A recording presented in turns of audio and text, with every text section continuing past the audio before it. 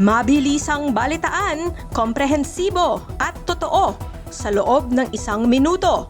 Simula na ang Diskurso Tidbits. Senador Kiko Pangilinan gustong ipaban ang mga dinastiya sa party list. Agree ka ba sa kanya? At kung may susulong nga ito, sa tingin mo ba'y uubra ang planong pabagsakin ang matagal nang naging kalakaran? Presyo ng krudo inaasahang bubulusok dahil sa tensyon sa Iran. Handa na ba ang bulsa ng Pinoy?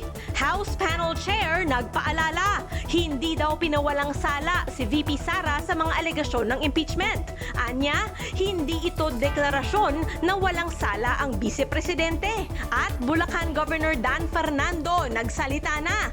Binaliwala ang kontrobersiya sa NLEX road rage incident kung saan sangkot siya at di umano'y si Vinnie Marcos.